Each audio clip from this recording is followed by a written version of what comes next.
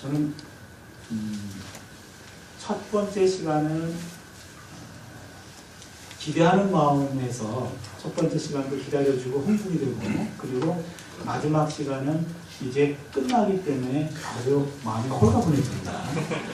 그래서 마지막 시간을 즐기는데요. 여러분들 우리 그 대자 목사님이 목회하는 교회라 그런지 늘 듣던 그런 교회였고, 그리고 보고 싶었던 교회였기 때문에 낯설지는 않고 굉장히 반갑고 그리고 따뜻하게 여러분 맞이해 주셔서 정말 좋았습니다. 여러분 어땠는지 잘 모르겠는데요.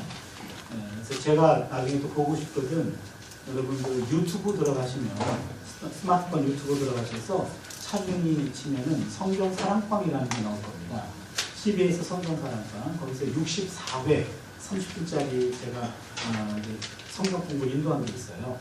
그걸 보시면 창세기부터 역사서, 열왕기, 역대기, 사마, 에스라, 느헤미야까지 얘기한 게 있어서 저를 보고 싶으시면 그걸로 여러분 좀 보시고요.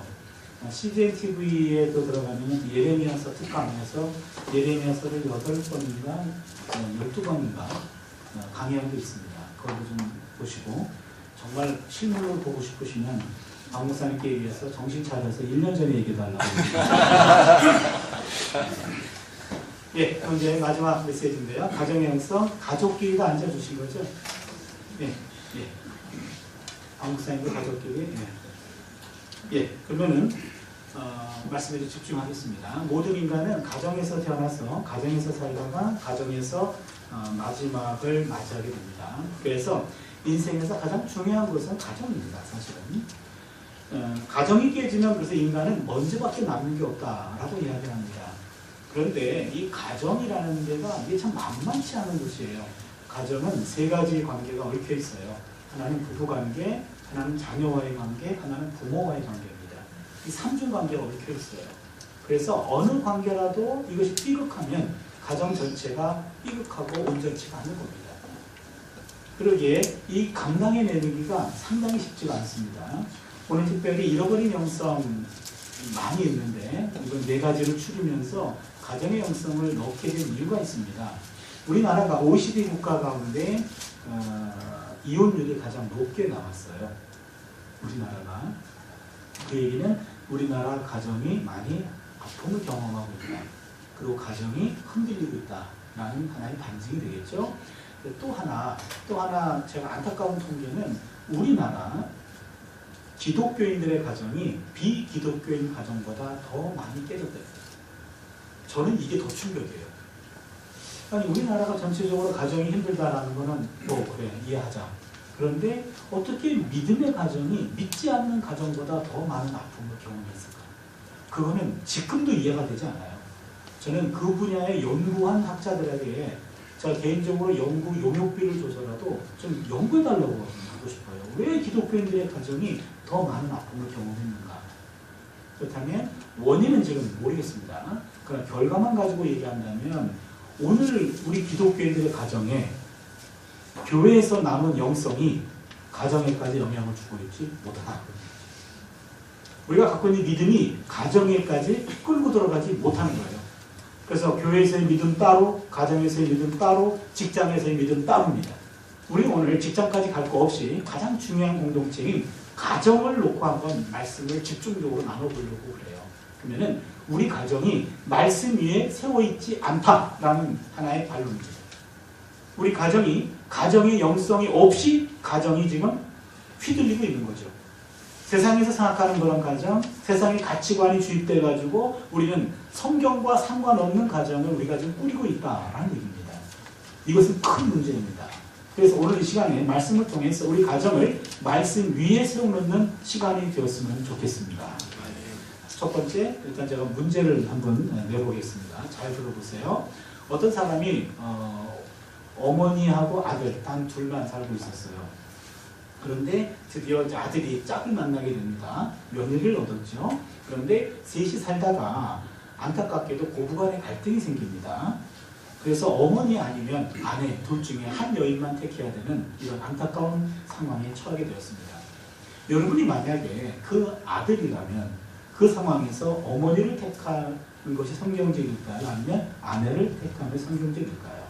답변하지 마세요. 가족끼리 앉았다가 괜히 잘못하다가 불화할 원인이 될 수 있습니다. 그냥 속으로만 생각하세요. 속으로만. 묻지 않을 테니까 속으로만 생각하세요. 그러면 이 문제를 우리가 풀어볼 텐데 먼저 성경적 인간관계 순서를 볼까요? 최초의 인간이 창조되기 전에 그때는 창조주 하나님 한 분밖에 없었습니다. 하나님은 온 우주를 창조하셨습니다. 그리고 하나님 파트너로 마지막 날 인간을 창조하셨습니다. 최초의 인간은 하나님하고만 관계를 맺고 살았죠. 그러던 어느 날 하나님은 사람이 독처하는 것이 좋지 못하다고 생각하시고 그를 위하여 돕는 배틀을 만들어 주셨습니다. 하나님은 동물 가운데 인간의 짝을 찾으려고 했습니다. 그러나 그 가운데 없었습니다. 하나님은 최초의 인간을 깊이 잠들게 하시고 그 사람의 갈빗대 하나를 가지고 또 한 사람 만들었습니다. 체세포 복제가 되나요? 요즘 용어로 하면. 그렇죠? 그렇게 해서 남자와 여자가 생겼습니다. 그런데 두 사람은 하나님의 주례로 최초의 부부가 되었습니다. 두 번째 인간관계가 생겼네요. 첫 번째 인간관계 하나님하고 관계, 두 번째 인간관계는 부부관계네요. 두 사람이 한 몸이 되었습니다. 자식을 낳았습니다. 이제 비로소 부모와 자식의 관계가 생겼습니다. 성경적 인간관계 순서를 보니까 첫 번째는 하나님과의 관계, 두 번째는 부부관계, 두 번째는 부모와 자녀의 관계입니다. 매년 5월달이 되면 가정의 달이 돌아오면 목사님들이 5월달에 가장 많이 본문 가지고 설교하는 게 에베소서예요. 에베소서 5장 22절을 보면 아내들아 남편에게 뭐라고 되어 있죠? 안 들어보셨어요? 아내에게 뭐라고요? 아내들이여 남편에게 복종하라. 그렇죠?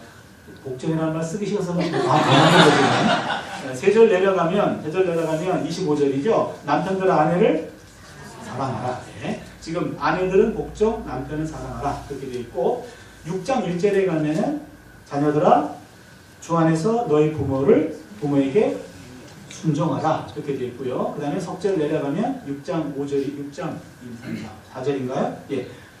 아비들아 내 자녀를 노엽게 하지 말고 주의 교양과 훈계로 양육하라. 그렇게 되어 있습니다.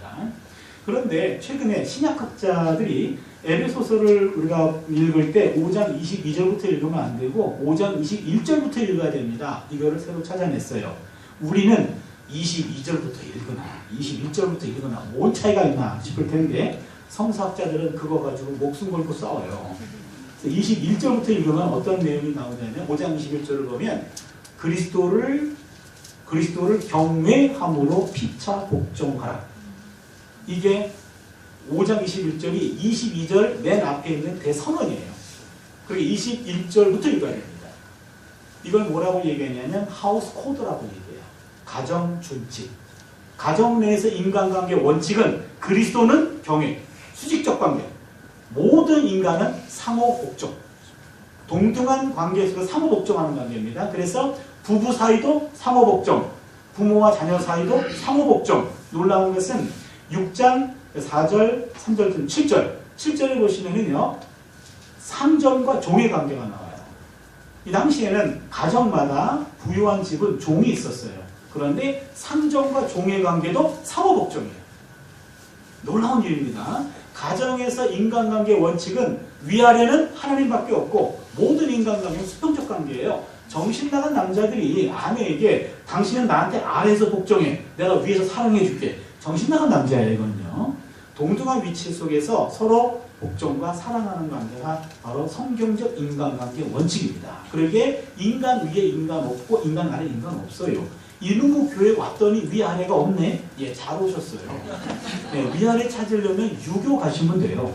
기독교는 위아래가 없습니다. 다 수평적 관계 속에서 평등한 관계가 인간관계의 원칙입니다. 이 원칙을 깔고 우리는 세 가지 관계를 한번 정리해 보려고 합니다. 첫 번째, 부부 사이.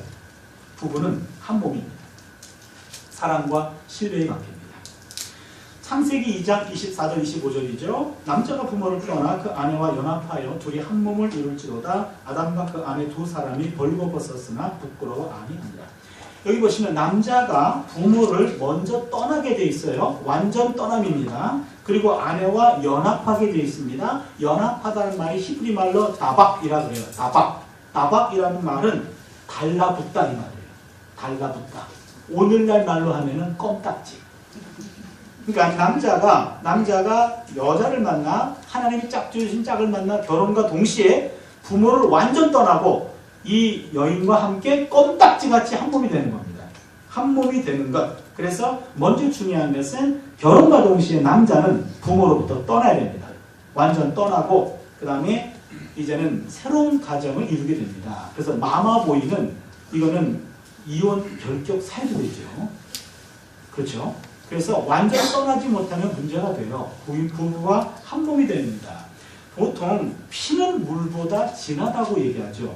그렇죠? 근데 피보다 더 진한 게 사랑이에요. 하나님이 짝지어 주신 부부라면 피를 나눈 형제보다 바로 부부가 더 우선이나 하나님입니다. 부부는 한 몸이기 때문에 그런데요. 그래서 여러분 사람들이 장성에서 짝을 만나 결혼하게 되면 양가 부모로부터 독립돼야 됩니다. 그렇기 때문에 결혼식 때 아들 가진 부모는 며느리를 얻는 거고 딸 가진 부모는 딸을 빼앗긴다라는 사고방식은 말 그대로 사고날 방식이에요.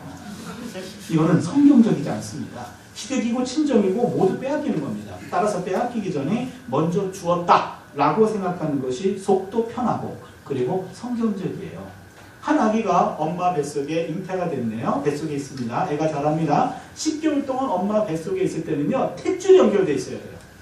이 탯줄이 끊어지면 문제가 됩니다. 탯줄 연결돼서 10개월 동안 있어야 돼요. 근데 이 아이가 이제 10개월 이후에 환경이 바뀝니다. 엄마 배 바깥으로 나왔어요. 그때는 탯줄이 계속 연결되어 있으면 둘 다 위험합니다.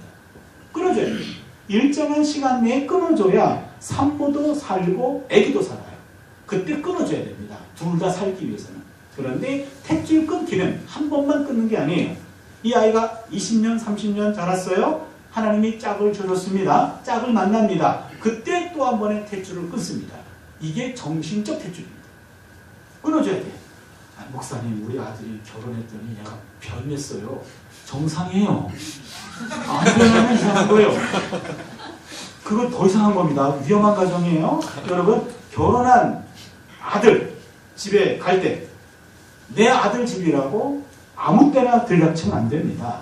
거기에 살고 계신 여자분에게 사전에 전화하고 허락받고 가셔야 돼요. 내 아들이기 이전에 한 여자의 남편이 더 우선이에요. 출가한 딸 집에 갈 때 아무 때나 들락치면 안 됩니다. 거기 사는 남자분에게 허락받고 가셔야 돼요. 그거를 인정해줘야 양가가 건강하게 살 수 있습니다. 끊어줘야 돼요. 끊어줘야 양쪽이 다 건강해집니다. 제가 학교에 오래 있다 보니까 주례를 좀 자주 하게 되는 편인데요. 주례 한 건이 영원히 잊지 못할 주례 사건이 하나 있었어요. 제가 가르치는 여학생이었어요. 졸업했습니다. 전도사가 되었죠. 이 여자 전도사의 결혼식 사건인데요. 이 여자 전도사의 아버지는 안수 집사님이신데 선장이에요.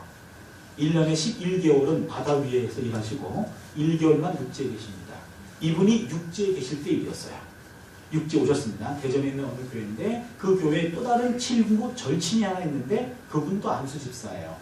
두 분이 만나가지고 야, 네 아들 잘 있냐? 있다. 짝 있냐? 없다. 네 딸은 없다. 이참에 짝 짓자. 그래가지고 두 사람이 한 달 뒤에 결혼 날짜 잡았어요. 그 다음에 이 아들 되는 분은 인천에 있는 신대원에 다니는 학생이었는데 전도사죠. 휴학하고 저쪽 중국에 단기 선교로 떠났었습니다. 그랬더니 아버지로부터 전화가 왔어요. 우리 집에 경사가 있으니 급히 귀국하라. 무슨 일입니까? 오면은 말해주겠다고 그랬어요. 빨리 오라 그랬어요. 왔어요. 무슨 일입니까? 결혼이 있다. 누군가요? 네가 그랬어요. 누구라며 그랬더니 아무개 안수집사 딸 있잖아. 예, 이름만 아는데요. 걔도 너 이름만 안 되더라. 근데 두 분이 절친인데 너무 완강한 거예요. 그러니 뭐 어떻게 말을 안 들어요. 부모님들이. 그래서 그러면은 두 사람이 합의를 본 게 좋습니다. 그러면 우리 둘이 기도원에 와서 작정 기도를 할 텐데 작정 기도 응답한 대로 따라주겠다라고 허락하시면 우리도 기도해 보겠습니다. 기도하라고 했어요. 기도원에 올라가서 2박 3일인가요? 작정 기도했는데 하나님이 하지 말라는 말씀도 안 하시더래요. 자동 결정이에요. 한 달 뒤입니다. 그래가지고 그 여전도사가 데리고 왔어요. 제 연구실에. 교수님, 너 웬일이냐고 그랬더니 결혼한대요. 누가? 내가요. 누구랑 생각하고 그래요. 니네 둘이 아냐? 처음 봤대요. 이 얘기를 하는 거예요. 그래도 되겠냐? 그랬더니 어쩔 수가 없대요. 해야 된대요. 그 남자 전도사가 교수님 초면에 제가 죄송합니다만 한 가지 부탁이 있습니다. 뭔 부탁입니까? 그랬더니 주례사 하실 때 우리 인생에 더 이상 양가 부모님들이 개입하지 않도록 뭔가 좀 단독을 쳐달래요. 그래서 내가 탯줄 끄는 얘기 있다. 그 탯줄 얘기 좀 길게 해달래. 강하게 해주고. 그래서 알았다. 그래서 그런 날짜에 가서 이제는 KTX 타고 대전 내려갔고 거기서 주례를 했어요. 평소보다 탯줄 끊는 얘기를 강하게, 길게, 세게 했습니다. 그랬더니 주례가 다 끝나면은 신랑 측 부모님들이 주례사 목사님에게 양복 하나 해보시라고 이렇게 봉투 하나를 주잖아요. 그러니까 안수 집사님이 눈 주위가 붉어지셨어요. 남자 신랑 아버지가 처음 보는 분인데 그러더니 목사님 오늘 목사님 설교를 듣고 제가 오늘 깊이 깨달음을 얻었고 많이 감동을 받았습니다. 그래서 이건 원래 준비한 봉투고 이건 내가 오늘 은혜 받아서 봉투 하나 더 준비했습니다 하면서 결혼 주례 한 건에 양복 2벌을 얻어 입은 주례사였어요. 다 끝났죠. 무슨 이야기인가 싶었더니 신랑 아버지 되시는 분은 건축업을 좀 크게 하시는 분인데 둘이 빨리 짝을 져서 지방의 중소도시 한 30억 되는 교회를 지어두고 바로 목표를 시작하게 하려고 했던 거예요. 근데 그 남자 전도사가 정신이 제대로 박혀 있어요. 그것부터 막아달라는 거예요. 그것부터. 우리 둘이 알아서 할 테니까 그렇게 교회를 짓고 시작하면 그게 하나님 교회라는 거예요. 아빠 교회지. 우리 둘은 우리가 알아서 하겠습니다. 그런 거죠. 그래서 정신 제대로 박혀 있더라고요. 그래서 주례할 때마다 옛 주례사들 제가 복원하고 꼭 그리고 주례했던 친구들 이름을 불러가면서 잠깐 기도하거든요. 그 이름 늘 볼 때마다 얘들은 잘 사나 싶어요. 네, 알아봤더니 여전히 잘 살고 있습니다. 근데 아직 아기가 없어서 걱정이긴 한데 내가 또 차마 또 물어볼 수는 없어서 지금 지나가고 있는데 아무튼 가슴을 쓸어내리는 주례 사건이었어요. 인간관계 가운데 가장 친밀한 관계가 부부관계입니다. 그 어떤 관계도 서로 벌거벗고 전혀 부끄럽지 않는 관계는 없습니다. 왜 그렇습니까? 부부는 원래 한 번에서 나왔기 때문에 그래요. 남편에게 아내는 자기 몸입니다. 아내에게 남편은 자기 몸입니다. 그래서 에베소서 5장 28절을 보니까 이와 같이 남편들도 자기 아내 사랑하기를 제 몸과 같이 할지니 자기 아내를 사랑하는 자는 자기를 사랑하는 것이다. 부부 사랑은 알고 보면 자기 사랑이에요. 그래서 부모와 자식의 관계는 일촌이죠. 그런데 부부 관계는 무촌이죠. 그렇죠? 무촌이란 말은 부부가 부모보다 더 가깝다는 거예요. 부부가 정상적으로 사랑과 신뢰가 있다면 무촌이죠. 영순입니다. 부모는 일촌이죠. 일순입니다. 형제와 자매는 이촌이죠. 이순입니다. 가족 내에 의견 충돌이 왔어요. 누구 말을 들어야 되나요? 영순이 말을 들어야 됩니다. 그렇잖아요. 영순이 말을 들어야 돼요. 1순위에 휘둘리면 안 되고요. 2순위에 휘둘리면 그 가정은 위험합니다. 가장 중요한 것은 영순위입니다. 내 아내, 내 남편이 어떤 말을 하는가. 그 영순위에게 초점을 맞춰야 그 가정이 건강한 가정이 돼요. 박성덕 박사라고 정신과 전문의 박사가 있는데요. 이분이 12년 동안 부부 치료를 전념해 왔어요. 이분이 2배에서 60분 부모, 그 다음에 남편이 달라졌어요. 이 프로그램의 책임 전문가이기도 했습니다. 이분이 그동안의 부부치료 경험을 뒷받침해서 우리 다시 좋아질 수 있을까? 라는 책을 썼어요. 이 책의 내용은 즉슨 이렇습니다. 이 박성덕 박사의 그 주장인데 부부 갈등을 해소하려면 빙산의 뿌리를 보아야 된다. 빙산, 물 위에 떠있는 얼음산 있죠? 빙산의 일각을 많이 이야기합니다만 눈에 보이지 않는 아래쪽, 뿌리를 봐야 되는데요. 이번 얘기는 술이나 외도나 고부 갈등이나 경제 문제나 자녀 문제 등 부부싸움을 일으키는 원인들의 밑바닥에는 부부간의 정서적 친밀감의 욕구가 깔려있다는 겁니다. 이게 중요합니다. 눈에 보이는 일각, 요거는 고부간의 갈등, 금전 문제, 경제 문제, 외도 문제 이런 문제고 더 보이지 않는 더 뿌리가 되는 거는 부부간의 정서적 친밀감의 욕구예요.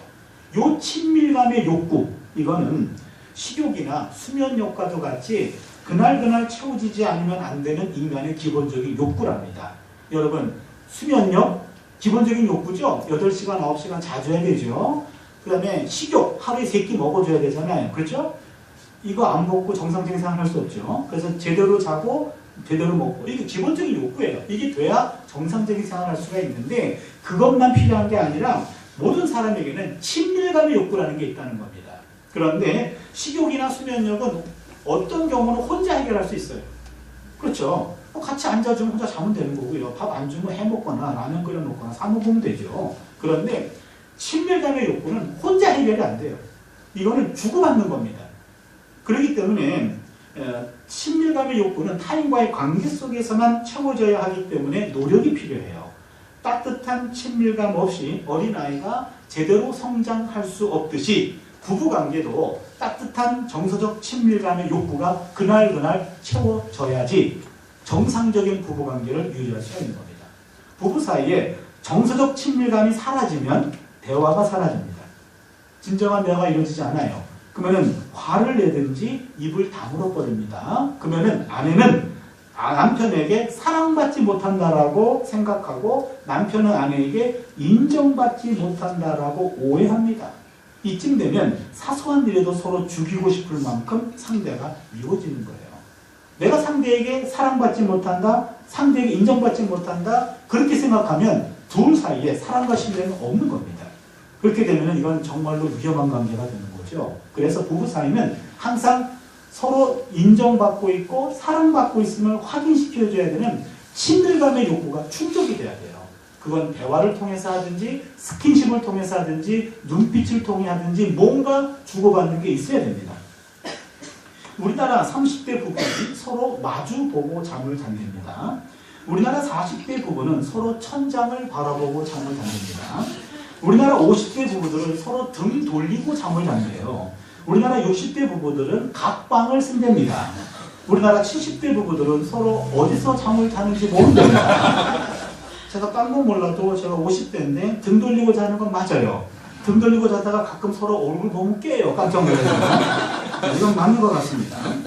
부부 애정 곡선을 보면은요, 우리나라 부부, 서양 부부 애정 곡선을 보면은 신혼 초 가장 좋대요. 부부 애정 곡선이. 그랬다가 애를 낳으면서 키우면서 작년쯤 갔을 때 바닥을 찍는데요. 이때가 가장 바닥을 찍고 애들을 다 보내고 나서 노년이 되면 다시 치솟습니다. 그래서 서양 부부 애정 곡선은 U자형을 그린대요. 그런데 우리나라 부부 애정 곡선은 신혼 초에 아주 좋았다가 작년쯤 바닥을 찍다가 그리고 쫙 간답니다. 우리는 L자형이래요. 그래서 서양 부부들은 60, 70, 80대신 부부들이 허연 부부들이 손잡고 다니는 것 정상적으로 보여요. 뭐 스킨십 하는 것 아주 보기 좋아요. 우리나라 할머니 할아버지 손잡고 다니면 얼레리 꼴레리를 해요. 그리고 같이 안 다녀요. 앞서거니 뒷서거니 다녀서 조금 빠른 분은 뒤에다 소리 지르면서 빨리 좀 따라와! 그러면은 천천히 좀 가려니까! 이러고 서로 싸우면서 다녀요. 이게 우리나라 부부 애정 곡선인데요. 인구보건복지협회 조사에 따르면 남편과 아내들은 올해 가장 필요한 것이 무엇입니까? 라고 물어보는데 매년 1위 대화와 소통이 돼요. 부부 사이에 가장 필요한 것이 뭡니까? 좀 더 많이 대화하고 좀 소통했으면 좋을 텐데 그런 거예요. 그래서 배우자는 다른 게 아니라 대화가 통하는 사람이에요. 대화가 통하는 사람. 그래서 말을 해야 됩니다. 오늘 뭔 일이 있었어. 말을 해야 되고요. 일상사만 나누는 것이 아니라 감정까지도 나누는 거예요. 오늘 집을 잡쳤어. 누구 때문에. 이런 거야. 그리고 나는 오늘 당신 기분 나빠. 그런 거. 당신 그런 태도가 기분 나빠. 그걸 얘기해 줘야 돼요. 남편들은 보통 말 안 하잖아요. 그러면은 아내는 그러죠. 말 안 하는데 어떻게 합니까? 말 안 해도 알아야지. 어떻게 알아? 네가 말 안 하는 거야. 그렇잖아요. 그러니까 말하고 감정도 나누고 기분 나쁜 것도 나누고 다 나눠야 돼요. 그래야 서로 소통이 되면서 서로 이제는 한 30년 살면은 서로 눈빛만 봐도 감정이 어떻구나. 그러다 읽을 수가 있어야 그게 정상적인 부부가 되는 겁니다. 딴 사람은 몰라도 부부끼리는 서로 소통이 되는 거예요. 감정 소통됩니다. 대화 소통이 돼야 되고 그래서 한 몸인 것을 느끼게 되는 거죠. 다른 데서 느낄 수 없는 친밀감의 욕구가 서로 채워질 때 그게 건강한 정상적인 부부관계가 유지가 되는 겁니다. 또한 인간관계 가운데 가장 민감한 관계가 부부관계예요. 서로 무청관계라는 말은 그만큼 친밀하다는 사실도 되지만 사랑과 신뢰가 무너지면 서로 무관한 관계입니다. 그렇기 때문에 인간관계 가운데 가장 신경 많이 써야 되는 관계가 부부관계예요.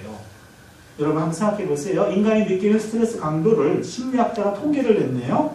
자식의 죽음과 부모의 죽음과 배우자의 죽음, 이 세 죽음에 대해서 어느 때 가장 스트레스가 강할까? 개인 차이가 있겠습니다만 대체적으로 배우자의 조기 사망이 인간이 느끼는 스트레스 강도 중 최고입니다. 그 다음에 자녀 죽음, 그 다음 부모의 죽음이에요. 결혼한 지 얼마 안 된 그런 그 신혼 초에 아내가 갑자기 사고로 세상을 뜨는 경우가 가끔씩 있는데, 그때 신랑이 화장실에서는 조문객 앞에서는 그 슬픈 표정을 짓다가도 화장실에 가서는 다른 표정을 짓는다는 말을 가끔 듣죠. 그렇죠? 왜 그런지 아십니까? 조문객들을 받을 때는 이 사람들 경험이 없어요. 그리고 본인이 상주예요. 바싹 긴장합니다. 긴장하고 조문객을 받아요. 근데 화장실에 가서는 이제는 긴장을 놓게 됩니다. 긴장을 놓게 되고 앞으로 나 혼자 어떻게 살게 될까? 이거를 너무 충격받아가지고 잠시 미쳐가지고 웃는 거지. 그게 딴 생각하고 웃는 게 아니에요. 그게 정신줄을 놓고 웃는 거예요. 미쳐서 웃는 거지 딴 생각이 아닙니다. 그만큼 한 사람에게 있어서 배우자의 조기 사망은 그 사람이 느낄 수 있는 최고의 스트레스를 가져다 주는 거죠. 그렇기 때문에 인간관계 가운데 핵심은 부부관계입니다. 이 관계가 깨지면 모든 관계는 무너지게 되어 있습니다. 그래서 모든 관계 가운데 가장 중요한 건 부부관계예요. 부부관계가 흔들리면 자녀들이 정서적으로 흔들립니다. 부모도 불안합니다. 그래서 가장 중요한 것은 부부관계고, 가장 성공해야 될 것은 서로 배우자에게 인정과 사랑받는 거예요. 다른 건 몰라도 세상 사람들은 나를 다 뭐라 한다 치더라도 배우자끼리 서로 사랑하고 인정받는다 라는 그런 정서적 친밀감의 욕구만 충족된다면 그 인생은 성공한 인생입니다. 두 번째입니다. 자녀입니다. 자녀는 부모의 미래가 됩니다. 가르침, 이것은 희생과 가르침의 관계입니다. 성경에서 자식을 어떻게 정의할까요? 시편 127편 3절을 보면 자식은 야훼의 주신 기업이요 태의 열매는 그의 상급이로다 그랬습니다. 자식은 하나님의 선물이죠. 여러분 알고 계시죠? 부모가 원한다고 자식이 태어나는 거 아닙니다. 하나님이 허락하셔야 됩니다. 하나님의 선물이에요. 또 하나 중요한 것은 자식은 생명의 분기시라고 얘기해요. 무슨 얘기인지 아나요? 생명의 분기시라는 말은 부모의 생명의 일부가 자녀의 생명 안에 들어가 있어요. 생명의 분기시입니다. 그러기에 구약성경은 한 사람의 생명이 죽으면 끝나는 게 아니라 자녀가 있다면 자녀를 통해 생명이 이어지는 거예요. 그러기에 자녀의 모습 속에 부모의 모습 일부가 들어가 있어요. 여러분 가족별로 앉으라고 그랬는데 대충 보면은 비슷해요. 뭐가요? 가족이겠거니 이렇게 보인단 말이죠. 그래서 자녀들의 모습 속에 부모의 모습이 들어가 있어요. 그래서 우리 아이들이 지금 교회에 가면은 제가 태어났을 때부터 저를 봤던 권사님들이 몇 분 살아계신다고 그랬잖아요. 80, 90대 권사님들이 계셔요. 가끔 그 권사님들이 우리 두 딸들한테 야, 너희들이 차 목사님 딸이냐? 예, 그러면은 야, 너희들은 어떻게 차 목사님 어릴 때하고 똑같이 생겼니? 그래요. 우리 두 딸들은 그걸 인생의 저주로 알아요. 굉장히 기분 나빠요. 아빠, 우리가 한 교회를 너무 오래 다닌 것 같아. 교회를 옮길 때가 된 것 같아. 아니면 그 할머니를 왜 이렇게 오래 살아? 막 그래요. 우리가 옮기든지 그 할머니 천국 가든지 정말 심각하게 화를 내요. 그걸 인생의 저주로 한다니까요. 그럼 나는 그 소리 들을 때마다 나는 마음이 참 흐뭇해요. 그렇잖아요. 내 딸이 날 닮아야지. 옆집 아저씨 닮으면 안 되잖아요. 그렇잖아요. 그러니까 우리 딸의 모습 속에 내 모습이 있다고 하는 게 얼마나 기쁜지 몰라요. 이 아이들을 볼 때마다 흐뭇해요. 아, 나의 미래는. 그래서 가끔 제 아내랑 그런 기도 하거든요. 우리에게 주실 은혜가 있다면, 복이 있다면 그거 아꼈다가 우리는 안 줘도 좋으니까 우리 두 딸에게 적당히 나눠서 주세요. 그런 기도 합니다. 모든 부모가 다 그럴 거예요. 그런데 어느 날 하나님이 너 지금 필요 없니? 예, 그럼 남 줄게. 그래서 하나님 남 줄 바야 그냥 우리 주세요. 그랬어요. 우리 애들 준다니까 양보하지 내가 남에게까지 양보하고 싶진 않거든요. 자식에게 양보하는 걸 양보라고 생각하지 않습니다. 부모님들은 그것을 당연한 것으로 여겨요. 그래서 부모는 자녀에게 희생할 준비가 되어 있어요. 희생이라는 용어를 쓰지 않고도 당연히 희생할 준비가 되어 있는 것이 부모님의 자식을 향한 마음이죠. 2014년 9월 달에 일어난 일이었어요.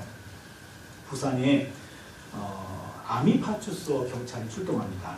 할머니 한 분이 보따리 2개를 들고 1시간째 동네를 서성인다는 신고를 받고 출동했어요. 경찰이 할머니에게 질문합니다. 어떤 질문을 해도 할머니는 내 딸이 아기를 낳았어.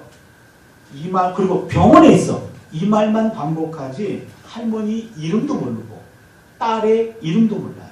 아무것도 기억하지 못해요. 이 할머니는 치매를 앓고 계셨어요.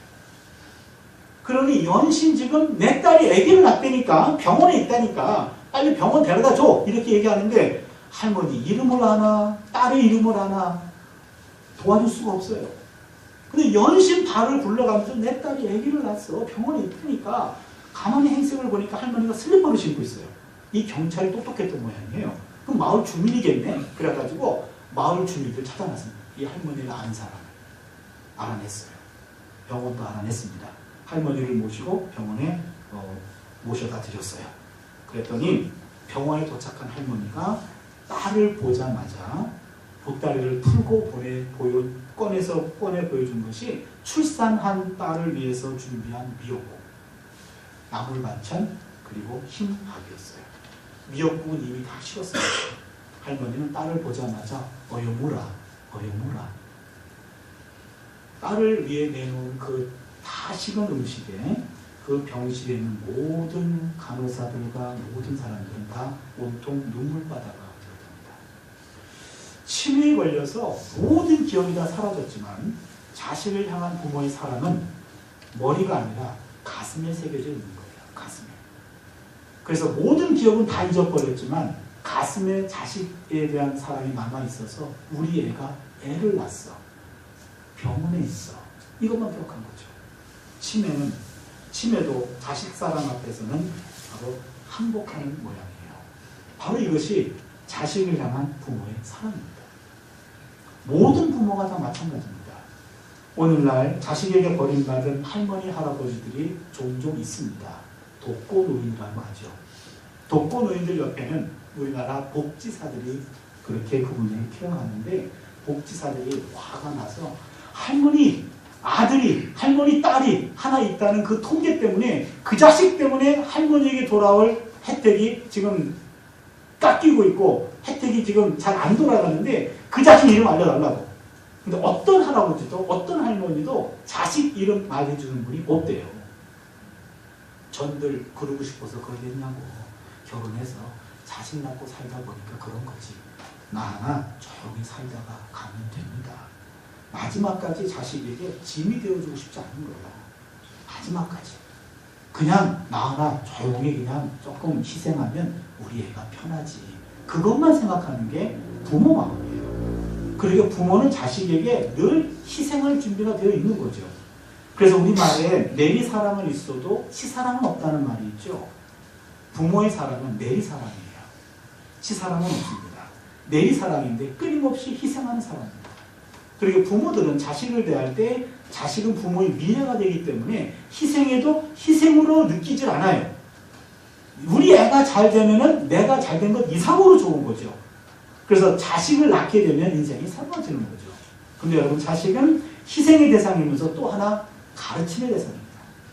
오늘 신명기 6장 6절로 7절 읽었죠. 오늘날 내가 네게 명한 이 말씀을 너는 마음에 새기고 내 자녀에게 부지런히 가르치며 집에 앉았을 때든지 일어날 때든지 이 말씀을 강론할 것이며.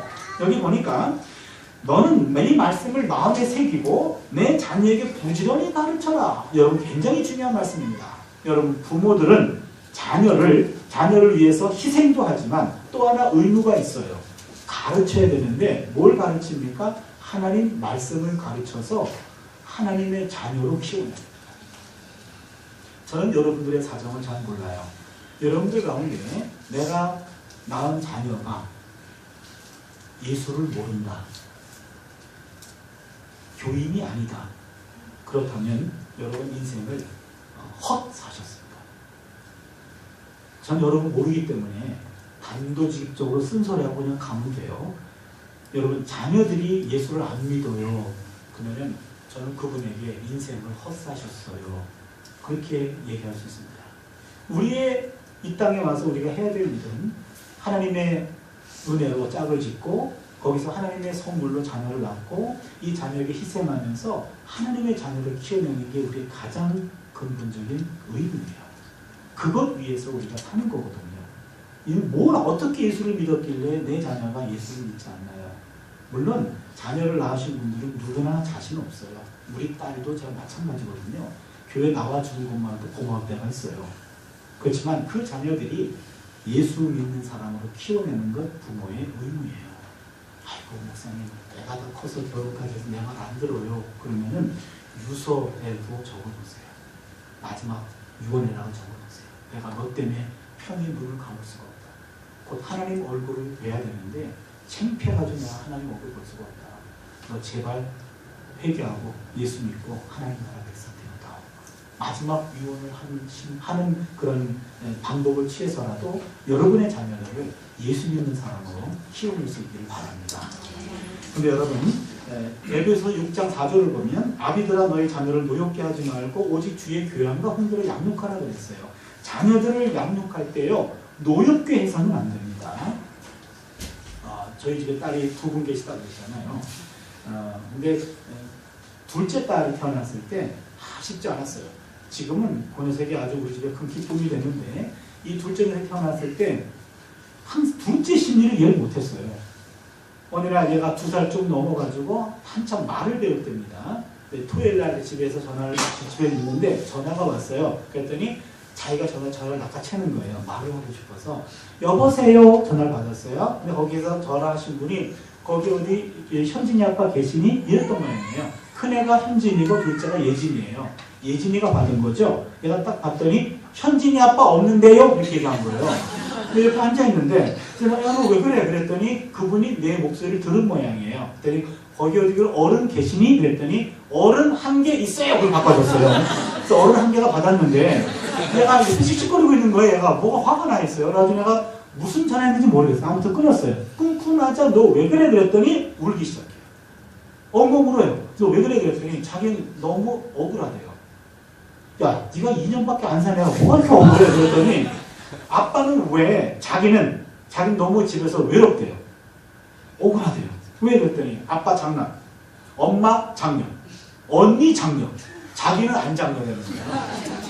그러니까 자기는 너무 외롭대요. 자기는 우리 집에서 이해받지 못한다는 거예요. 그래서 왜 아빠는 바깥에 나가면 언니 얘기만 하고 왜 내 얘기를 안 하냐는 거예요. 아빠가 왜 현진 아빠만 되냐요. 예진 아빠도 되지. 왜 내 얘기를 안 하냐는 거예요. 그때 내가 그 얘기를 듣고 내가 회개했어요. 미안하다. 그래서 그 다음부터는 얘가 있으면 꼭 현진, 예진 아빠입니다. 꼭 이랬어요. 이 둘째 녀석이 항상 언니랑 비교해요. 왜 언니는 밥을 먼저 줘? 왜 언니는 왜 더 많이 줘? 왜 언니는 왜 맛있는 거죠? 맨날 이런 식으로 언니랑 비교해요. 이 둘째 심리를 잘 이해를 못했던 거죠. 어느 날 이제 학교에서 학교 일이 너무 힘들어가지고 여러 가지 어려운 일이 생겨서 학교를 그냥 관둘까라는 생각이 좀 있었어요. 그냥 때려치고 그냥 목회나 할까 좀 그랬는데 친구 목사들이 야 목회는 쉬운 줄 알고 그냥 있어 그러는 거예요. 네, 그래서 학교는 있기 싫고 그래서 일단 빨리 퇴근했어요. 퇴근하고 집에 가서 좀 쉬고 싶었는데 이 둘째 녀석이 누구든지 오기만 해봐라 라고 입이 이만큼 나와가지고 누군가 기다리고 있었어요. 근데 제가 들어갔네 거기를. 나도 지금 오늘 힘들어가지고 쉬고 싶었는데 얘가 들어오자마자 막 그냥 땡깡을 부리고 막 말을 하는데 내가 얘랑 지금 말을 섞을 만한 에너지가 없어요. 아주 힘들거든요. 지금 오늘 쉬고 싶거든요. 그래서 평상시와는 달리 얘보다 더 큰 목소리로 강하게 눌러버렸죠. 그랬더니 애가 딱 보니까 평소 아빠랑 너무 달라. 너무 강하게 나와요. 그러니까 애가 뿌리를 내리고 자기 방으로 들어가더라고요. 문을 꽉 닫으면서 아빠 똥 깨! 그러고 들어갔어요. 그래서 내가 똥 깨고 말고 내가 오늘 나랑 말 섞은 에너지가 없다고 그랬어요. 모른 척 했어요. 문을 착착 닫더라고요. 밥 먹는 시간에 나오겠지 그랬어요. 모른 척 했어요. 그랬더니 울더라고요. 귀를 막아버렸어요. 그냥 안 들었죠. 그랬더니 엉엉 울더라고요. 통곡을 해요. 애비가 다 돌아가면서도 그렇게 안 울 거예요. 통곡하는데 그냥 모른 척 했어요. 그랬더니 애가 이제는 의자를 들었다 놨다 꽝꽝 하는 거예요. 아파트에 사니까 층간소음 문제도 있고 그 2살 조금 넘은 애가 의자를 들었다가 얼굴에 떨어뜨리면 얼굴에 상처도 나고 야 너 왜 그래 내가 급해가지고 그랬더니 몰라서 물어 그래요. 모른다니까 아빠는 모르는 게 문제야 계속 그러는 거예요. 아빠 그래 뭘 잘못했는데 10가지 잘못했대요. 아빠가 오늘 10개를 얘기해야 된다는 거예요. 그래 야 내가 뭐 이렇게 많이 잘못했냐 했더니 아빠는 그게 문제라고 빨리 10개 배라고 그러는 거예요. 큰 소리 친 거 미안해. 그건 4번째고 그러는 거예요. 그래서 그거 5번째고 그러면서 10개를 내가 그걸 다 찾아내서 회개하는데 한 1시간 걸렸어요. 문 밖에서 가지고 두드리면서 이거 잘못한 것 같아. 그건 세 번째고. 이러면서 한 10가지를 회개하는데 한 1시간 걸렸어요. 한 번 소리 지르고 문 밖에서 두드리면서 1시간 동안 회개했어요. 10개가 다 채워지니까 바깥에 나오면서 다음부터 조심해. 그러고 나왔어요. 근데 그 문제는 해결이 안 됐네요. 며칠 뒤에 다시 집에 또 들어갔는데 얘가 또 일이 나와 있는데 오늘 또 소리 지르면 또 10개 회개해야 되고 이거 어떡하면 좋나. 그랬더니 애 엄마가 뒤에 들어오는 거예요. 너도 한번 당해봐라. 그러나 내 방으로 들어갔어요. 그랬더니 내 아내가 애를 만났는데 이 녀석이 입이 이만큼 나와가지고 했던 소리 또 하고 그러는데 그 얘기를 들어줘요. 들어주고 애 엄마도 계속 대화를 하네요. 내가 보니까 애와 엄마가 똑같은 말들을 계속 반복하는 거예요. 아니 자기 남편한테 그렇게 해주면 얼마나 좋을까요? 자기 남편한테 아까 얘기했잖아 그러고 2번 얘기 안 하는 사람이 애한테는 2번이고 3번이고 4번이고 계속 대화를 하네요. 한참 얘기하다 보니까 나중에 애가 엄마 내가 미안해. 그리고 애가 사과하고 엄마랑 같이 끌어안고 울고 끝나더라고요. 그것도 한 1시간 걸리더라고요. 1시간 얘기 들어준 사람은 회개를 받아냈고 소리 지르는 나는 1시간 동안 회개했어요. 자녀는 여러분 노엽게 해서는 안 돼요. 자녀는 내가 낳았다고 해서 내 것은 아니거든요. 설득해야 되고 대화를 해야 되지 무력을 행사해서는 안 됩니다. 칼릴 지브란이라는 사람이 그런 얘기했어요. 아이들은 그대들을 통해 이 세상에 왔을 뿐 그대들의 것은 아닙니다. 참 이 말이 공감이 돼요. 아이들은 우리 몸을 통해서 왔지만 부모 것은 아니에요. 성경적으로 볼까요? 모든 생명들은 하나님으로부터 왔습니다. 하나님의 자녀예요. 부모는 양부모입니다. 모든 사람들의 친부모는 하나님이고 그리고 우리는 양부모예요. 그러면 양부모인 우리가 이 아이를 양육해야 되는데 어떻게 양육해야 되나요? 내 생각과 내 고집과 내 철학을 가르쳐서는 안 됩니다. 이 아이의 친부모의 철학을 가르쳐야 되고 친부모의 가치관을 심어줘야 돼요. 그럼 친부모는 하나님이십니다. 그렇기 때문에 주의 교양과 훈계로 양육해야 돼요. 내 생각이 아니라 성경 말씀을 깊이 읽으면서 하나님 나라의 가치관을 우리 아이에게 가르쳐주는 거예요. 그런데 여러분 자녀들은 부모가 말로 가르치면 따지고 몸으로 가르쳐야 따라요. 말로 가르치면 아빠도 그렇게 안 하잖아. 당장 그렇게 얘기합니다. 그러게 자녀들은 말로 가르치는 게 아니에요. 몸으로 가르쳐야 돼요.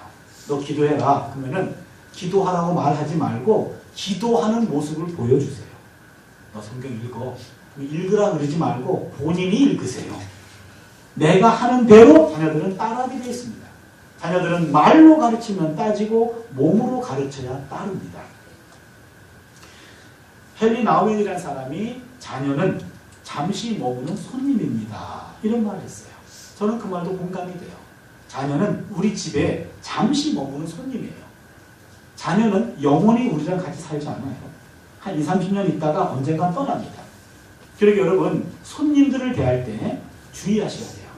손님이 초딩, 중딩, 고딩을 다닐 때 학교에서 시험을 쳤어요. 성적이 형편없어요. 그럼 그거 보시고 이걸 성적이라고 받아왔냐? 이렇게 모독하시면 안 됩니다. 손님, 이번 달 시험은 조금 심하십니다. 그 정도 얘기하셔야 돼요. 어차피 떠나갈 손님한테 그렇게 모독하시면 안 돼요. 조금 심하셨죠? 그 정도만 얘기하시면 됩니다. 그 손님이 모욕당하면은요, 나중에 집 떠날 때 이놈을 짓고서 내가 다시는 오나 봐라. 이러고 떠나요. 그러시면 안 돼요. 언젠간 떠날 손님이기 때문에 머물러 있는 기간 동안에 인격적으로 잘 대해 주셔야 돼요. 주례할 때마다 주례 끝나면은 신랑 신부가 이제 신부 측 부모님에게 인사하잖아요. 인사하면 내가 일어나서 한번 허그해 주시라 그래요. 그때 보면은 신랑 측 아빠나 엄마 쪽에서 울컥해요. 울컥하는데 울컥하기 전에 맨 먼저 울컥하는 일인이 있는데 그게 저예요. 저는 그걸 보면서 울컥하기 전에 내가 먼저 울컥해요. 우리 딸 아이를 언젠가 떠날 거 아니에요. 그럼 그날 집에 가가지고 평소보다 더 세게 안아줘요. 우리 딸들이 말해요. 오늘 주례했구나. 그러는 거예요. 네, 26, 22살인데 이제 10년 이내에 다 떠나갈 아이들이잖아요. 얼마 안 남았어요. 그래서 볼 때마다 안아주고 볼 때마다 얘기해주고 볼 때마다 그냥 좋은 아빠로서 너희들이 인생을 살다가 힘들면 언제든지 아빠한테 오면 나를 이해해 줄 수 있어. 그런 보금자리 같은 따뜻한 거. 살면서 힘들 때마다 엄마 아빠한테 가면 돼. 그거 하나 심어주는 거죠. 그 자녀들을 우리가 희생과 그리고 가르침의 관계로 잘 키워내는 것. 그것만으로도 우리 인생 잘 산 거거든요. 마지막 세 번째는요. 부모는 부모와의 관계인데 부모는 약자예요. 부부는 한 몸, 사랑과 신뢰의 관계, 자녀는 부모의 미래, 희생과 가르침의 관계, 부모는 약자예요. 약자에서 공경과 돌봄의 관계입니다. 우리가 아까 읽었던 본문은 10계명 중 5번째 계명이죠. 출애굽기 12장 12절이죠. 20장 12절 내 부모를 공경하라. 그리하면 너희 하나님 나 야훼가 내게 준 땅에서 내 생명이 길리라. 여기 보니까 여러분 잘 들으세요. 10계명은 어린 아이에게 준 계명이 아니에요. 10계명은요. 어른에게 준 계명이에요. 10계명 중에 10번째 계명 내 이웃의 집을 탐내지 말라. 내 이웃의 아내나 꼬마에게 야 이웃집 아줌마 탐내지 마라. 그러면은 내가 왜 이웃집 아줌마를 탐내요? 그럴 거 아니에요. 너 간음하지 마라. 그러면 간음이 뭐예요? 그럴 거 아닙니까? 그렇잖아요. 10계명은 누구한테 준 거냐면 이미 결혼해서 아내가 있는 장성한 어른 남자에게 준 거예요. 그리고 당신 아내 있잖아. 남의 아내 탐내지 마라. 그리고 간음하지 마라. 남의 가정 깨뜨리지 마라. 그런 겁니다. 그러면은 그 장성에서 아내가 있고 어른된 남자에게 당신 부모를 공경하라. 그럼 그때 그 부모는 연령이 노인이에요. 할아버지 할머니입니다. 구약시대의 할아버지 할머니는 이미 모든 유산은 다 자녀에게 상속이 됐고 남은 삶은 자식에게 얹혀 사는 거죠. 이게 그 당시의 사회 구조입니다. 그러게 그런 상황에서 자녀들이 부모를 외면하는 것은 부모는 죽은 목숨이 돼요. 그리고 내 부모를 공경하라고 하는 말은 공경이라는 말은 1차적인 의미는 무겁게 여기라는 겁니다. 존중하라는 거예요. 존중은 무겁게 여기는 거죠. 무겁게 여기라. 여러분 부모님들이 60, 70, 80 되면은요 언행이 가벼워져요. 어린 아이가 될 확률이 높아요. 그때마다 부모님들이 가볍게 느껴질 때 자식이 철드는 거거든요. 그때 부모님들을 내 부모는 존중하라는 거예요. 존중하라는 거예요. 무겁게 여기라는 거예요. 출가한 딸한테 엄마들이 가장 상처받는 말이 엄마가 뭘 안다고 그래. 이 말이 가장 상처가 된대요. 엄마가 뭘 안다 그래. 이 말이에요. 친구 같은 딸이지만 그 말이 상처가 됩니다. 그래서 엄마한테 그렇게 함부로 말하지 마세요. 엄마 때는 그렇게 생각했지만 요즘은 조금 달라. 이렇게 얘기하세요. 그 말이 그 말이잖아요. 그렇잖아요. 그래도 말이 다르잖아요. 엄마가 뭘 안다고 그래. 그게 아니라 엄마 때는 그렇게 많이 생각했어. 근데 요즘은 조금 달라. 그 말이 그 말이잖아요. 그래도 그런 식으로 존중해 주는 거죠. 동시에 공경하라고 하는 말은 존중하다라는 의미도 되지만 또 하나는 돌보라는 의미입니다. 돌보다. 구약 성경에서 카베드라는 말인데 4가지를 돌보라고 표현합니다. 의, 식, 주, 장례식. 내 부모의 의, 입는 옷, 식, 먹는 것, 주, 잠자는 것, 마지막 장례식까지 책임지는 것. 그게 공경하라고 하는 말에 담겨져 있는 뜻입니다. 그 공경하라는 말은 존중하고 돌봐드리라는 말이죠. 자녀들이 부모 돌봄을 방기하면 그 부모는 죽은 목숨이에요. 그렇기 때문에 구약성경에서는 부모 공경을 사형법으로 다스렸습니다. 출애굽기 21장 15절을 보면 자기 아비나 어미를 치는 자는 반드시 죽일지니라. 원래 사형법은 다른 사람을 쳐서 죽인 사람이에요. 쳐 죽이면 죽일지니라. 그런데 부모는 치기만 해도 죽일지니라. 자식이 부모를 쳤어. 걔는 죽여야 돼. 출애굽기 21장 17절 그 아비나 어미를 저주하는 자는 반드시 죽일지니라. 자녀가 부모를 저주해요. 당연히 죽여야 된다. 이렇게 무섭게 규정 짓는 것은 부모들이 자식에게 외면당하면 이 당시 문화 속에서는 죽은 목숨이에요. 그러기에 부모들이 모든 생활력을 다 상실하고 빈 껍데기밖에 남지 않은 부모를 자식이 외면하면 노인 세대는 다 없어집니다. 노인 세대가 없어지면 그 사회가 건강할까요? 그 사회는 무너지게 되어 있습니다. 그러기에 모든 세대가 공존하기 위해서는 부모 세대를 자녀들이 책임져야 된다. 그런 말이죠. 여기서 한 단계 더 갑니다. 한 단계 더 가면 카베드라고 하는 말, 공경하라고 하는 말이 명령형으로 쓰일 때 공경하라 라고 얘기할 때 구약 성경에서 목적어가 딱 2가지로 제한돼요. 어른을 공경하라 구약 성경에 없습니다. 딱 두 가지입니다. 내 부모를 공경하라, 또 하나 하나님을 공경하라. 두 가지. 둘 이외는 없습니다. 그렇다면 부모 공경 어떻게 하냐? 하나님 공경하듯이 하라 이 말이에요. 부모를 공경하는 것은 하나님을 공경하듯이 공경해야 된다. 그러면 하나님을 공경하고 하나님을 섬기는 표시로 우리가 물질의 10의 1조를 하나님께 돌려드리듯이 동일한 11조를 부모에게도 해야 된다. 부모 11조죠. 성경에 부모 11조라는 말은 없습니다. 그러나 카베드라고 하는 동사가 명령형으로 쓰일 때 하나님하고 부모로만 제한돼 쓰인다는 점에서 우리는 부모 11조라는 것을 당연한 귀결로 꼬집어낼 수 있어요. 그래서 제가 이 본문을 깨닫고 나서는 제가 93년에 학위를 마치고 귀국했어요. 93년 8월, 7월 말 그때 귀국해가지고 8월 달에 한국에 들어왔는데 8월 초에 들어왔는데 들어와서 보니까는 뭐 살 데가 없어가지고 저희 어머니하고 남동생 둘이 방 2칸짜리 전세에 살고 있었어요.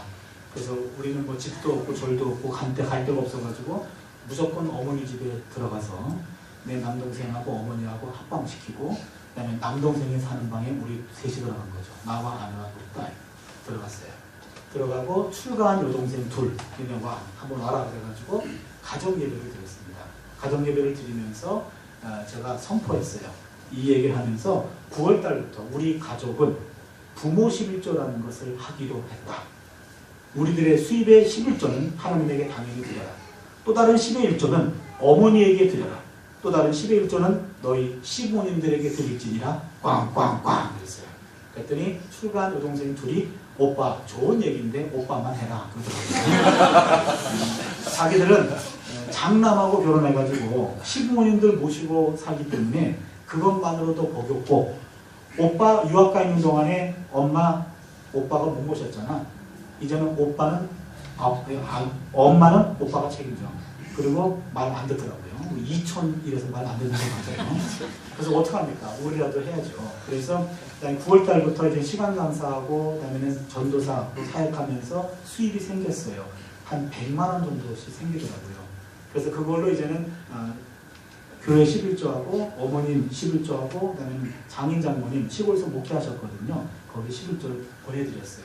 한 2달쯤 됐더니 내 아내가 주일 저녁 예배 끝나고 집에 갔더니 여보 상의할 게 있다고 뭔 얘기요? 그랬더니 그 부모 11조 꼭 해야 돼? 그러는 거예요. 왜? 그랬더니 생활이 안 된대요.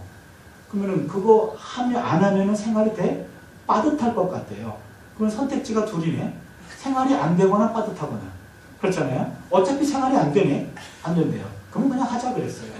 어차피 생활이 안 되는 거 그냥 우리가 돌이나 하자 그랬습니다. 그랬더니 알았어 그러더라고요. 그러더니 두 달 뒤에 오늘 저녁에 할 얘기 있음 하고 눈으로 총을 쏘는데 분명히 또 11조 얘기할 것 같아요. 그냥 하자 그랬다가는 당신이 살림에 그럴까봐 내가 기도하고 결단했어요. 여보 그럼 이렇게 하자. 11조 하나님한테 하고 그 다음에 11조를 반뚝 자르자 그랬어요. 이걸 반뚝 잘라가지고 어머니에게 드리고 장인 장모님께 드리자. 그거는 괜찮겠대요. 그래서 합의를 보고 그렇게 11조를 하면서 그냥 우리 매달 드리기 곤란 그냥 귀찮으니까 자동이체 시키자. 자동이체 시켜버렸어요. 그 바람에 제 장인 장모님이 수지 맞으셨는데 제 장인 장모님은 5녀 1남을 낳으셨어요. 그러니까 1남이 어디 붙었는지 아시겠죠? 걔 때문에 5명의 여인이 탄생하신 거예요. 내 아내가 맨 위에 있어요. 그리고 우리가 귀국했을 때 아무도 결혼 안 했어요. 그 바람에 이제는 그 처제들이 신랑 후보를 데려올 때마다 맞싸위잖아요. 제가 심사위원으로 참여하게 됩니다. 그래서 2가지만 봤어요. 이 청년이 예수를 제대로 믿고 있는가? 이거 하나. 두 번째는 부모 11조라는 것에 대한 구두 확약을 받았어요. 우리 집은 부모 11조라는 것을 하는 집안인데 들어올 시에 부모 11조를 하겠느냐? 예, 알겠습니다. 뭐 하더라고요. 그래서 제 장인 목사님이 수지 맞으신 거죠. 지금 이제 나이가 80이 넘으셨고 이제 70세부터 은퇴해서 원로 목사님이 되셔서 교회에서 다달이 일정한 생활비를 보내주시더라고요. 그리고 저가 대학에 있고 내 아내도 대학에 있으니까 대학 교수 2사람 11조가 건너가잖아요. 그리고 처제 하나가 의사예요. 근데 걔가 또 신랑을 의사를 데리고 왔네. 의사 한 사람씩을 줘가 교수 두 사람씩을 줘요. 근데 또 한 처제가 변호사예요. 근데 얘가 또 신랑을 변호사를 데리고 왔네. 2000년 초인데 그 당시 부동산 담당 변호사인데 여러분 그때 아파트 값이 매일 뜰 때입니다. 매일 뜰 때예요. 그때 부동산 담당 변호사였어요. 이 사람 변호사 한 사람씩을 줘가 의사 두 사람씩을 줘요. 대한민국 변호사 도둑놈들이더라고요. 변호사 한 사람씩을 줘가 교수 네 사람씩을 줘잖아요. 그리고 처남이 마지막 막내 처남 걔가 회계사예요. 근데 얘들도 11조가 만만치 않아. 그러다 보니까 우리가 계산해봐도 현직에 있을 때보다 지금이 헌 수익이 많아요. 교회에서 나오는 원로 목사, 그 다음에는 교수, 의사, 변호사, 회계사 헐 많잖아요. 그런데 늘 쪼들려 하셔. 그러니까 내 아내가 어느 날 짜증을 내요. 아니 아빠는 현직에 있을 때보다 지금이 훨씬 수입이 많은데 왜 쪼들려 하시는지 모르겠다고. 그래서 제가 그랬어요. 여보, 그 나이 되지 않고서는 알 수 없는 크고 비밀한 돈 씀씀이가 있을 거예요. 그런 것 같아요. 내가 아직 그 나이 안 돼서 모르지만 그 나이가 됐을 때 자녀들은 알 수 없는 말하기 좀 구차한 그런 씀씀이가 있을 거예요. 우리라도 이해합시다 그랬어요.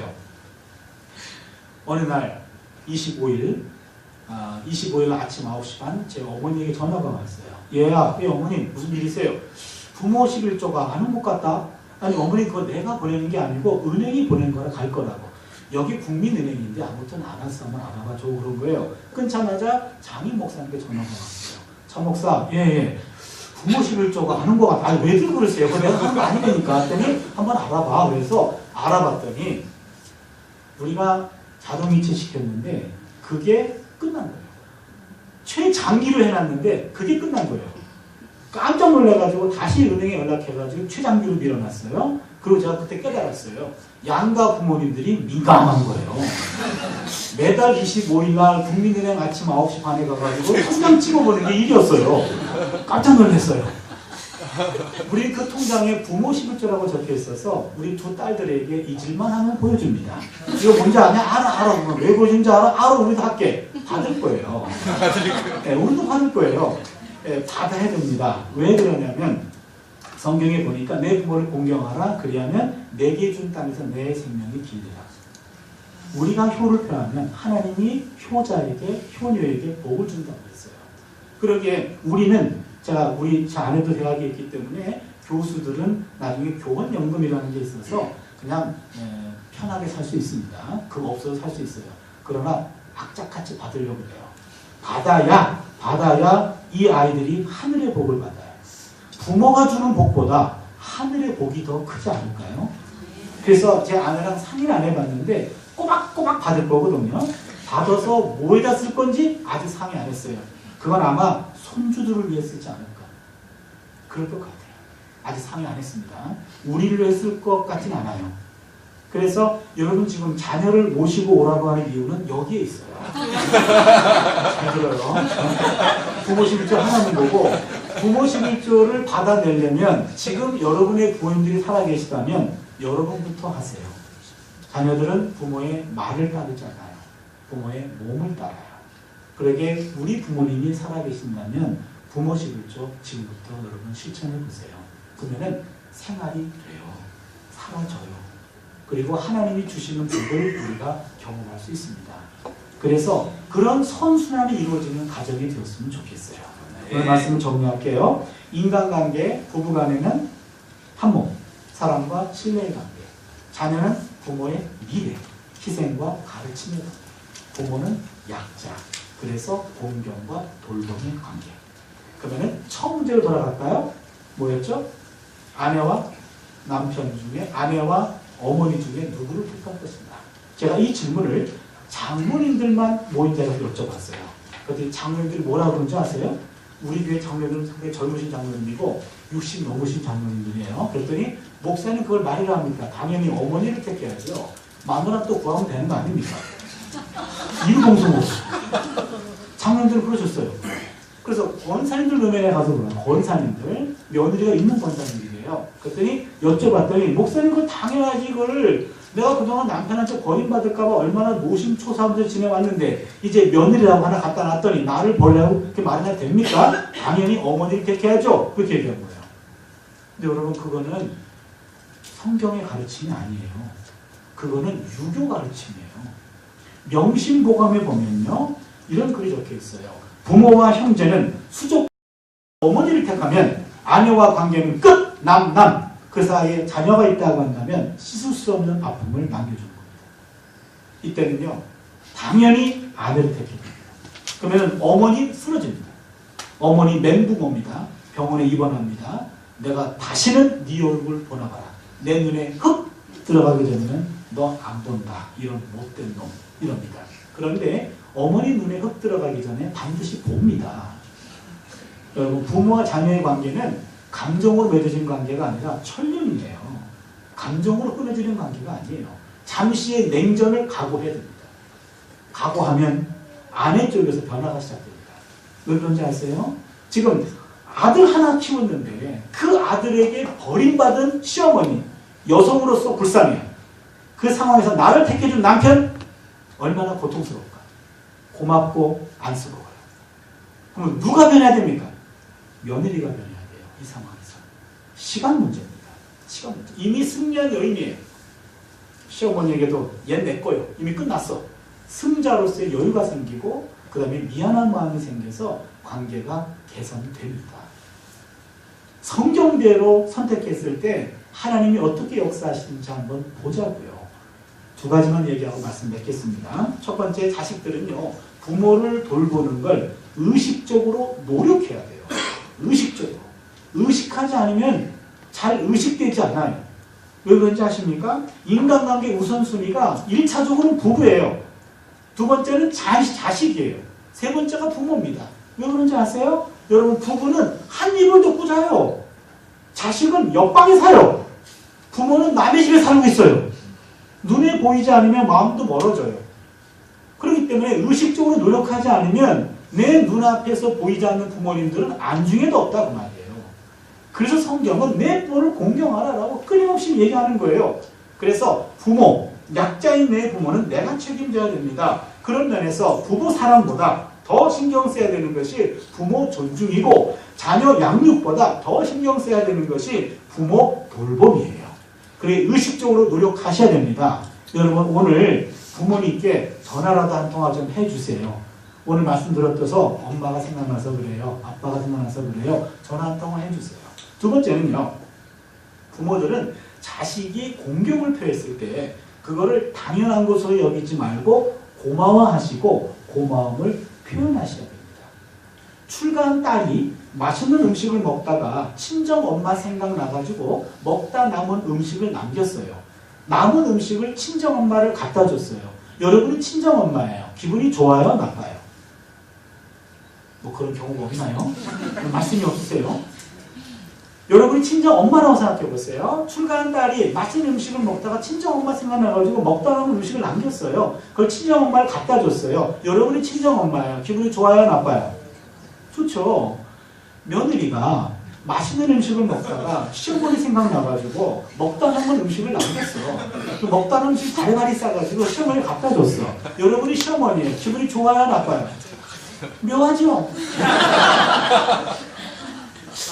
딸이 갖다 주면 고마운데 며느리가 먹다 남은 걸 싸우면은 넌 내가 그진 줄 아냐? 그럴 거 아니에요. 넌 우리 집이 만만하게 보이니? 넌 내 식성도 모르니? 이럴 거 아닙니까? 그러시면 안 된다고요. 딸이고 며느리고 맛있는 음식 먹다가 나를 생각해 준 거 그 마음만 보세요. 고맙다. 날 생각해 주다니 고맙다. 그리고 고맙다. 그렇게 얘기하세요. 그리고 가잖아요. 안 볼 때 쓰레기통에 버리시면 돼요. 내가 안 먹는 건 버리시면 돼요. 그 마음만 받으면 돼요. 만약에 그 상황에서 며느리들은요 초긴장 상태에서 시어머니의 표정을 살핍니다. 표정이 뜰떠라 만들거나 이상하다 그러면 다음부터는 국물도 없습니다. 그렇잖아요. 그때로 표정 관리 잘 하셔야 돼요. 그냥 내가 맛있게 먹겠다, 고맙다, 가고 그냥 버리시면 돼요. 그렇게 해야지. 그렇지 않고 표정 관리 실패하면 다음부터 국물도 없어요. 그걸 고맙다고 표현하면 혹시 압니까? 언젠가 온전한 거 가지고 올지? 그러잖아요. 더 중요한 게 있어요. 나는 먹다 남은 거라도 먹어서 좋고 그 다음 더 중요한 것은 우리 자식이 복받아요. 자식이 부모님께 효를 표하면 하나님이 하늘문을 열고 복 주신다 그랬잖아요. 그럼 자식이 복 받을 수 있도록 부모님들은 마지막까지 그 의무를 다 하셔야 됩니다. 부모는 자녀들이 최초로 만나는 교사예요. 나보다 인생 20, 30년 앞선 선배입니다. 딱 태어났을 때 맨 처음 보는 어른이 의사 이외에 내가 지속적으로 영향을 주고받는 게 부모예요. 그 부모는 나보다 20, 30년 인생을 앞서 살아가요. 자기 부모를 흉보는 자녀들이 있죠. 그 자녀들이 그 나이 되면 똑같아지는 거 아닙니까? 흉보면서 배워요. 그렇기 때문에 부모들은요, 나중에 7, 80세가 되더라도, 8, 90세가 되더라도 자녀들한테 내가 의식하건 의식하지 않건 계속 교육하고 있는 거예요. 보고 배우고 있는 거죠. 그렇다면 이 나이가 됐을 때 우리 아이가 내 나이가 되면 나같이 산단 말이에요. 그렇기 때문에 교사로서의 신분을 잊지 마시고 의젓하게 당당하게 얻어드시고 고맙다라고 축복하는 거예요. 그 모습을 보여주어야 우리 아이가 그 나이가 됐을 때 그런 모습으로 사는 거예요. 늘 불평하고 불만하고 야 아무개 권사들은 또 비싼 거 주던데 있다고 얘기하시면 안 된단 말이에요. 그럼 우리 아이도 그렇게 자라요. 그렇게 자라고 늘 불만이 많고 자기만 알고 이렇게 감사할 줄 모르고 축복할 줄 모르는 그런 어른이 아니라 그런 노인이 되지 말고 어른이 돼가지고 축복해주는 그런 고상한 모습들, 그런 모습으로 살아가면 본인도 행복하고 자녀들도 하나님이 복 주시게 될 줄로 믿습니다. 바로 가정은 바로 이 삼중관계가 온전해져야 건강한 가정이 돼요. 그런 면에 있어서요, 여러분 세상에 그 어떤 업적을 남기는 것보다도 온전한 가정 하나를 남기는 게 가장 큰 업적입니다. 온전한 가정을 남기기 위해서는 가장 중요한 기초는 부부간의 관계입니다. 제가 주례한 친구들 가운데 자녀를 안 갖는 애들이 있어요. 내가 막 혼내줬어요. 넌 창조 질서를 어기냐고. 그때 나중에 와서 울면서 얘기하는 거예요. 왜 그러냐면 우리 엄마 아빠가 사이가 너무 안 좋아서 자기가 상처가 돼서 내가 좋은 엄마 아빠가 될 자신이 없어서 둘이 합의를 보고 아이를 안 갖게 됐대요. 큰 상처 아닙니까? 부모가 자녀에게 보여줄 유산은 부부간의 금실이 좋은 거예요. 그래서 우리는 결혼할 거야. 엄마 아빠 같이. 그런 모습 보여줘야 돼요. 그게 인생의 성공입니다. 다른 거 없어요. 재산을 많이 남긴다? 그것 때문에 관계가 틀어진다면 그 재산이 무슨 유익이 있나요? 가장 중요한 것은 가정 하나 지켜내는 겁니다. 무엇보다도 가정을 지키는 거예요. 그래서 가정이 가장 중요합니다. 교회보다 더 중요합니다. 교회도 가정을 위해서도 교회가 도움을 주는 것이지 가정을 파괴하면서까지 교회 생활하지 마세요. 가정이 도우십니다. 가정에서 이루어지는 천국을 위해서 교회에서도 도움을 주는 거지 가정을 파괴하면서까지 교회 충성을 요구하는 것은 건강한 교회는 아니에요. 그리고 무엇보다도 가정 하나 올바로 세우는 일에 여러분 목숨 걸고 그 일을 감당해낼 수 있기를 바랍니다. 그래서 가정이 온전해야 바로 내 인생도 온전해지는 거고 가정이 건강해야 인생도 건강해지는 거예요. 가정이 흔들리면 인생이 흔들리는 겁니다. 사회가 흔들리는 거예요. 그래서 무엇보다도 가정만큼은 내가 온전히 세우겠다. 내가 재산을 많이 안 남겨도 온전한 가정, 우리 아이들이 봤을 때 우리 가정은 참 행복했다. 그런 좋은 인상을 갖고 또 다른 가정을 꿈꿔나가는 그런 자녀들, 그런 가정들 되어주시기를 부탁합니다. 우리 함께 찬양 드리고요. 함께 기도할 텐데요.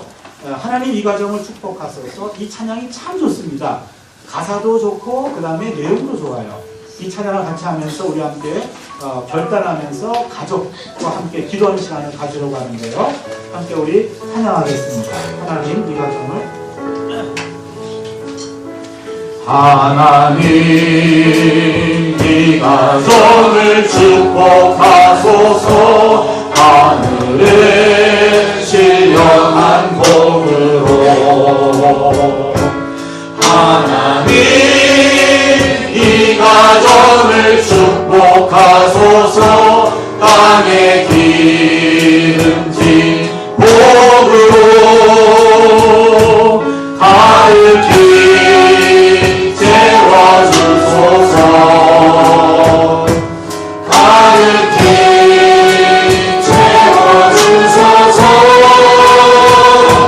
주님의 사랑, 주님의 평안, 주님이 주신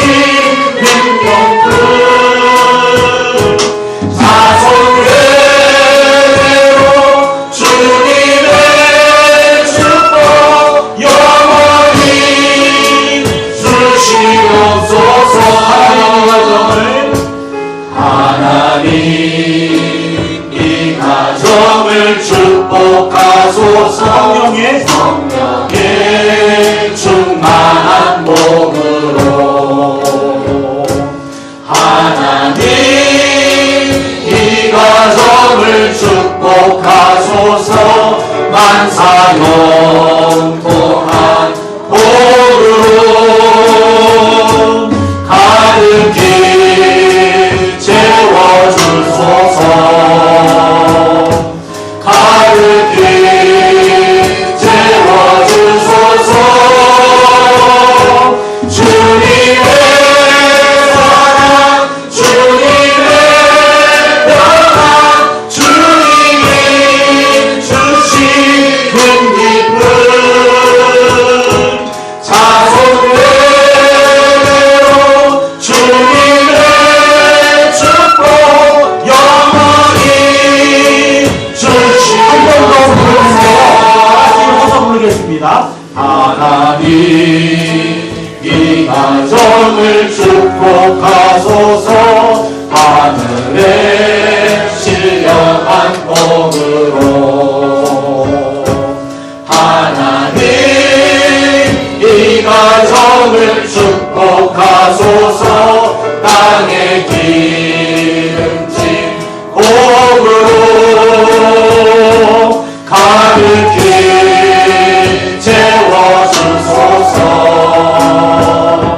가득히 채워주소서. 주님의 사랑, 주님의 평안, 주님이 주시는 기쁨, 자손대로 주님의 축복 영원히 주시옵소서. 하나님 이 가정을 성령의 충만한 복으로 성령의 충만한 복으로 하나님 이 가정을 축복하소서. 만사 영통한 복으로 가득히 채워주소서. 가득히 다같이 손을 찬양합니다. 주님의 사랑, 주님의 평안, 주님이 주시는 기쁨, 자손대로 주님의 축복 영원히 주시옵소서. 주님의 사랑, 주님의 평안, 주님이 주시는 기쁨, 자손대로 주님의 축복 영원히 주시옵소서. 우리 함께 기도할 텐데요. 여러분 가족별로 손을 잡든지 가족별로 허그하든지 여러분 안고 기도하셔도 좋고요.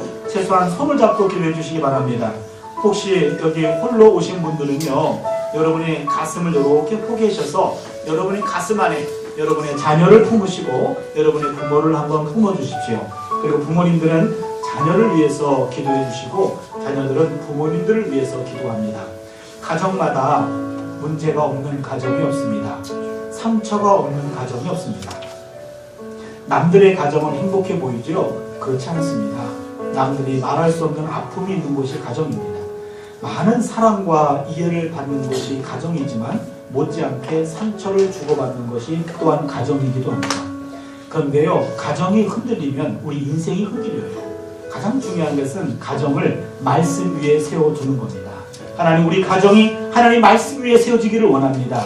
우리 가정에도 영성이 필요합니다. 하나님, 가정의 영성을 가지고 하나님 가정의 말씀을 가지고 우리 가정이 새롭게 세워지는 그런 가정 되게 하여 주시옵소서.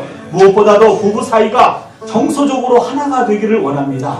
영적으로도 하나가 되기를 원합니다. 육체적으로도 하나가 되기를 원합니다. 마음으로도 하나가 되기를 원합니다. 그래서 한 몸인 두 사람 가운데 그 어떤 세력도 틈타지 못하도록 단단한 부부관계가 되게 하여 주셔서 단단한 부부관계를 통하여 자녀들이 정서적으로 안정을 찾고 자녀들이 그걸 보면서 가정에 대한 희망을 품어갈 수 있도록 건강한 부부관계 되게 하여 주시옵소서.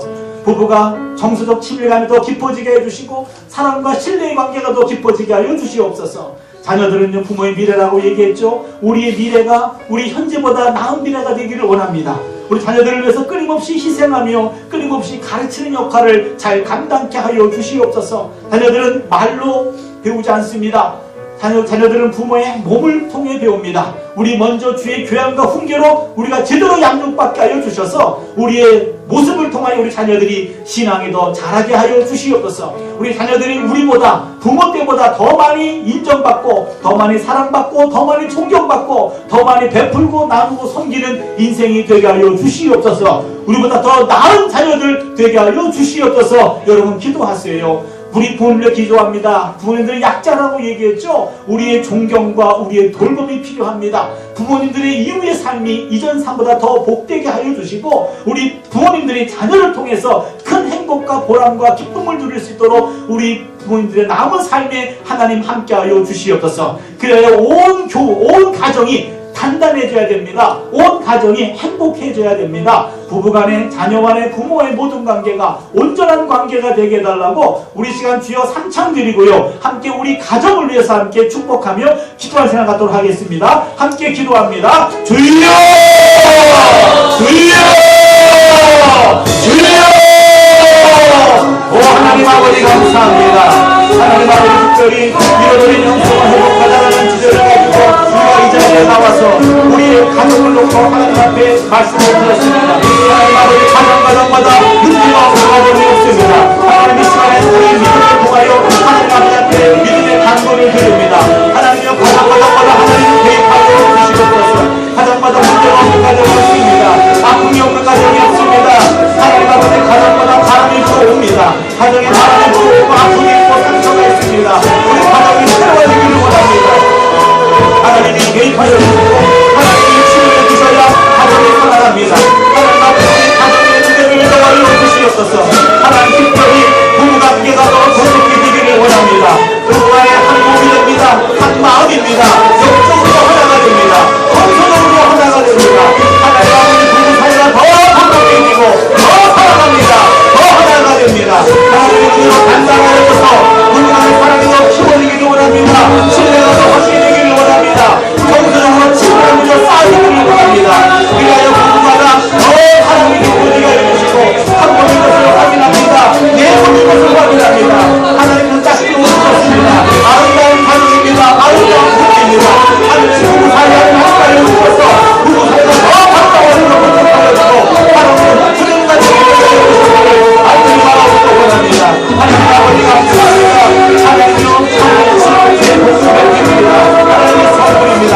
가정을 풀어나갑니다. 은혜를 풀어나갑니다. 하나님의 미래가 필요합니다. 정서적으로 치료가 필요합니다. 인정받습니다.